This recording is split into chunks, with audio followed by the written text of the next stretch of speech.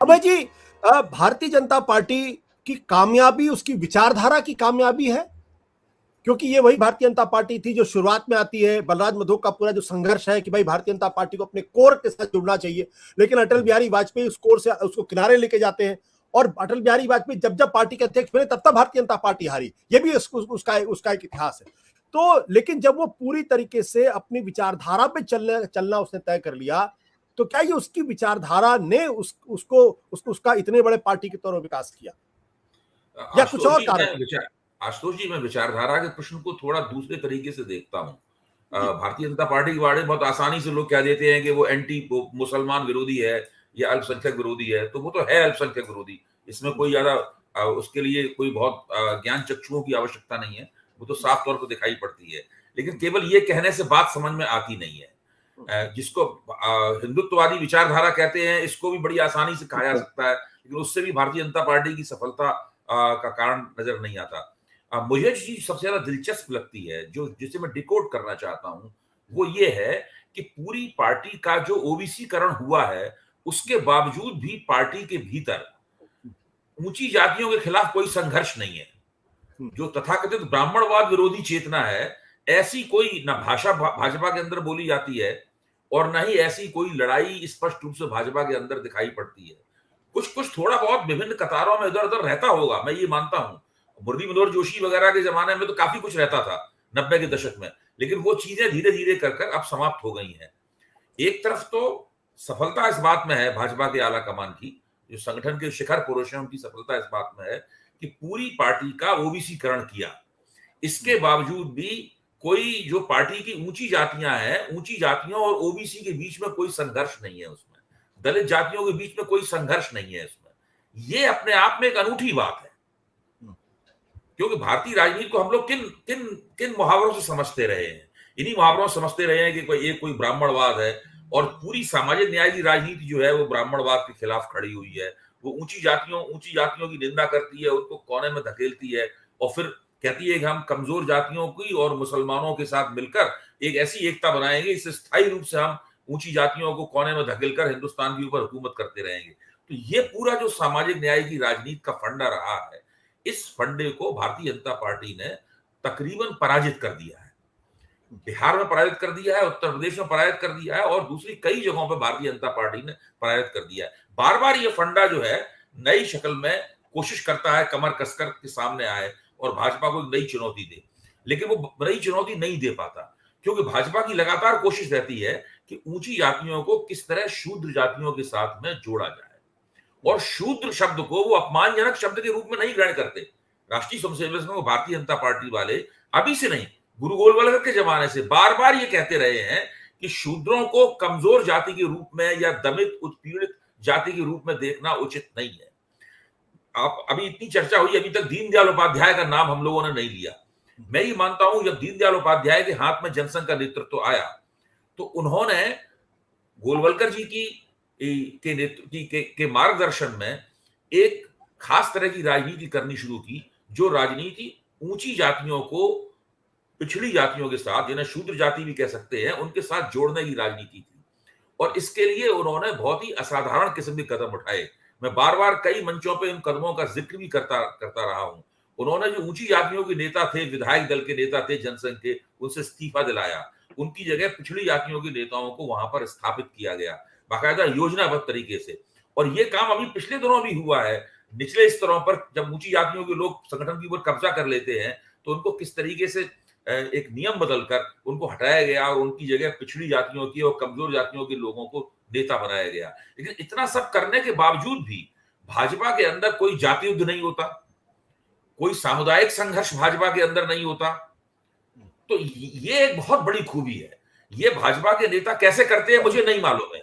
इसमें राष्ट्रीय स्वयंसेवक संघ की जरूर बहुत ही निर्णायक और बहुत बेहतरीन भूमिका रहती होगी, लेकिन वो भूमिका किस तरीके से काम करती है, वो निचली कतारों, मझोली कतारों और ऊंचे नेतृत्व को आपस में वो लोग किस तरीके से जोड़ते हैं, और एक हिंदू राजनीतिक एकता निकालते हैं। एक ऐसी एकता निकालते हैं जिसमें भाजपा चुनाव हारे या जीते, ऊंची जातियों के वोट लगातार उसको मिलते रहते हैं। पिछड़ी जातियों की एकता का दावा विपक्ष कितना भी करे, लेकिन पिछड़ी जाति कुछ एक बड़ी पिछड़ी जाति को छोड़कर बाकी पिछड़ी जातियों के वोट फिर भाजपा को मिलते हैं, एक बड़ी दलित जाति को छोड़कर बाकी दलित जातियों के वोट फिर से भाजपा को मिलते हैं। तो ये सब जो एक अनूठी राजनीति है, जी ये भारतीय जनता पार्टी बड़ी कामयाबी के साथ पिछले 8 साल से कर रही है। इसको कैसे समझा जाए, ये एक सवाल है जो मेरे सामने है कम से कम। बिल्कुल। मैं नलिन के पास जाऊं, उसके पहले विजय जी के पास जाना चाहता हूं। विजय जी, जो बात अभी अभय जी ने कही है कि हिंदू राजनीतिक एकता और दूसरी एक हिंदू सामाजिक एकता, उन्होंने कहा कि इसमें कोई जातीय युद्ध नहीं है, इसमें ओबीसी और अपर कास्ट के बीच में कोई संघर्ष नहीं दिखाई पड़ता है। ये कैसे संभव हुआ? ये आरएसएस की वजह से है, जो आरएसएस लगातार संगठन के स्तर पर काम करे उसकी वजह से है, या जो 2014 के बाद से जिस तरीके से अमित शाह ने जो सोशल इंजीनियरिंग की, ये उसकी वजह से है? दोनों चीजों का जवाब दूं, लेकिन मैं इसकी जो वजह है जो हम नहीं समझ पा रहे, पहली बात वो ये है क्योंकि हम ब्लॉक्स से चलते हैं, हम डेफिनेशन से चलते हैं, क्योंकि बहुत विद्वान है हम लोग, तो विद्वान लोग डेफिनेशन से चलते हैं, फिजिक्स और केमिस्ट्री से चलते हैं कि ऐसा होगा तब ऐसा होगा। समाज ऐसे चलता नहीं है, समाज चलता है सिमरिंग से, सिमर करते हैं, और सिमर करने में राष्ट्रीय स्वयंसेवक संघ बहुत बड़ी भूमिका निभाता है। अभी दुबे साहब ने कहा, दीनदयाल उपाध्याय का जिक्र किया, तो दीनदयाल उपाध्याय 67 में थे और उन्होंने उस बात का जिक्र किया कि उस समय उन्होंने बहुत सारा ओबीसीकरण किया। तो 67 का मतलब हो गया करीब करीब 40 साल, 50 साल। तो इसका मतलब 50 साल पहले 50 साल भी मान लें, 55 साल पहले भी भारतीय जनता पार्टी का ओबीसीकरण हो गया था, ये हम मान रहे हैं। लेकिन हम 5 महीने पहले तक भी नहीं मानते थे ये बात, उसको यदि डिफाइन करना हो बीजेपी को, है ना। तो आज बीजेपी के 70 में से 50 जो ब्लॉक जिला अध्यक्ष है ना बीजेपी के, वो ओबीसी और पिछड़ी जाति के लोग हैं, ब्राह्मण है ही नहीं उसमें, ब्राह्मण या अपर कास्ट लोग है ही नहीं। और संघ में यदि जो बीजेपी को समझने के लिए संघ को समझना पड़ेगा, और संघ को समझने के लिए हमें संघ का विरोध छोड़ना पड़ेगा। मतलब चश्मे के तौर पर विरोध करते रहे, लेकिन चश्मा संघ के विरोध का ना करें, क्योंकि जब संघ को समझेंगे तो समझ में आएगा कि वहां पर जाति है ही नहीं। समझे? जो थे बाला साहब देवरस, उन्होंने कहा कि यदि छुआछूत अपराध है, तो यदि छुआछूत अपराध नहीं है तो इससे बड़ा पाप कोई हो ही नहीं सकता। ठीक है, ये उन्होंने वसंत व्याख्यान माला में पुणे में कहा था, सार्वजनिक तौर पे कहा था। और वो तमाम तरीके से उन्होंने अपने घर में, उनकी माताजी जो है, उनके जो शाखा के लोग साथ जाते थे, तो वो पिछड़ी जातियों के हुआ करते थे, तो वो उनके लिए खाना अलग, बर्तन जो है अलग रखा करती थी और उनके भोजन को, मतलब बर्तन अलग करके उनको खिलाती थी। तो देवरस ने कहा, बाला साहब ने, कि नहीं ये ऐसा नहीं चलेगा, और उस दिन से वहां घर पर खत्म हो गया। देखिए, समाज में, राजनीति में लड़ाई आसान होती है, घर में लड़ाई मुश्किल होती है। ठीक है, यदि राष्ट्रीय स्वयंसेवक संघ के तृतीय जो होता है उनका 3rd ईयर ओटीसी, तो 3rd ईयर ओटीसी का मैं इसलिए जिक्र कर रहा हूँ, 1st ईयर 2nd ईयर को छोड़कर 3rd ईयर नागपुर में होता है, और वहां पूरे देश भर के पूरे समाजों के लोग आते हैं, और उसमें कोई क्लास कास्ट आइडेंटिफिकेशन नहीं होता। संघ के लोग जाति के नाम से पहचाने नहीं जाते, न वहां पर कोई किया जाता, बल्कि वो कैसे मिक्स कर रहे हैं कि अलग अलग जातियों को, अलग अलग समाज को, अलग अलग भाषाओं के लोगों को एक एक कमरे में रखते हैं, तो वो उनका एसिमिलेशन होता है, और वही लोग भारतीय जनता पार्टी में आते हैं, और वो उसको लगातार काम कर रहे हैं। अब हम क्या सोचते हैं, हमारा सोच है कि यदि ब्राह्मण और शूद्र या ब्राह्मण और दलित ये मिल कैसे रहे, इसमें तो विरोध होना चाहिए। वो विरोध कर ही नहीं रहे, क्योंकि सिमर कर रहे हैं। सिमर करना समझते हैं ना, धीरे धीरे जब चीजों को मिलाया जाता है। विजय जी, एक चीज यहाँ पे जो आपने बड़ी इंपॉर्टेंट बात कही, आपने बड़ी इंपॉर्टेंट बात कही, ये संगठन में तो संभव है, लेकिन उस संगठन को समाज में स्थानांतरित करना, ये कैसे पॉसिबल हो रहा? भाई संगठन तो ठीक है, संगठन का एक अनुशासन होता है, संगठन की एक विचारधारा होती है, संगठन का एक यूटोपिया होता है, जो लोग उससे जुड़ते हैं, जाहिर सी बात है कि वो विचारधारा उससे जुड़ते हैं। लेकिन इसको जब आप समाज के अंदर जो बात अभी अभय जी ने कही कि भाई ब्राह्मण 90% ब्राह्मण ठाकुर इसके साथ जुड़ा हुआ है वोट देने के लिए, 60% के आसपास ओबीसी जुड़ी हुई है, तकरीबन 40-45% के आसपास जो है वो दलित समुदाय भी आके जुड़ गया है, और इनके बीच में कोई कॉन्ट्रडिक्शन या किसी तरीके का कॉन्फ्लिक्ट दिखाई नहीं पड़ता। इसको कैसे ट्रांसफर किया गया?